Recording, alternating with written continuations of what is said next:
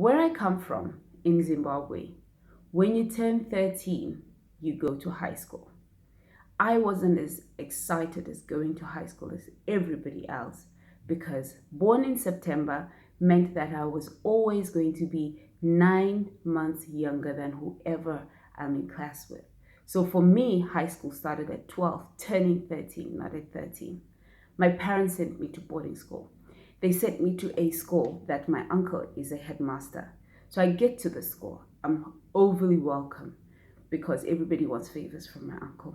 I'm treated like a princess. And it makes me feel like a princess. It makes me forget that I'm actually not as old as everybody else in my class. I'm actually younger than most of the people in the school because this is the first year of high school. Fast forward 1 year into my stay, 1 or 2 years into my stay in high school, I have this huge accident. I poop myself after a huge sports day.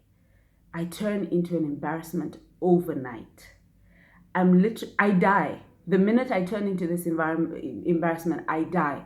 I just thought that life has given me a second chance and I've literally wasted it. Why do I talk about life giving me a second chance at this point? I was sent to high school in the second term of the high school year, the first high school year. Where was I the first term? I went to a school called Queen Elizabeth. It was a day school. I wanted to put it down to the fact that I was young. I wasn't excited about being in big girl school. I hadn't even gotten my period. So I was literally a toddler. I was a kid. So I stopped going to school week 3 into school.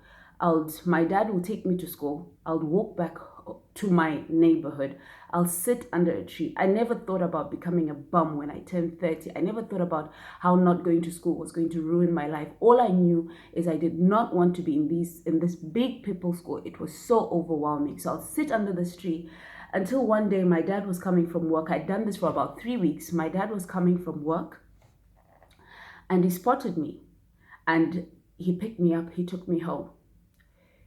After dropping off, my dad never laid a hand on me. Can I just say that? After dropping me off, he left me at home with my mother. And I knew that the minute this man left the house, this woman was going to butcher me because it's my mom who used to discipline us. So the minute my dad left, my little heart, 12 years old, so it was probably beating at 400 beats a minute, my little heart started pounding. And as I imagined, my mother, they say thoughts become things. My thoughts of my mother butchering me became things. She took this whip that she used to use on me, and I was the one who she used to whip the most. I don't want to say I was the naughtiest in the family, but I'm the one who got the most whipping, to the point that that whipstick was actually named after me.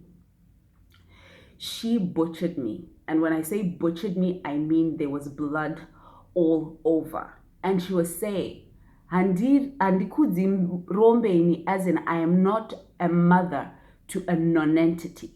You are not going to not go to school. You will go to school and you will remember this day. And when you remember this day, it will push you to become the best you've ever been. Anyway, fast forward to why I'm telling this story is when I was in high school, 14, I've pooped myself and my life is over. And everybody is laughing about the fact that I've pooped myself. There were some people in the school who did not even know I was in the school. Obviously, there was about 450 of us. Someone who had come from Queen Elizabeth now added Pepe on top of the sores of embarrassment that I put myself in. And she's like, I'm sure this is the girl who was expelled from Queen Elizabeth because she wasn't attended school. I died again, a second death. Thank you.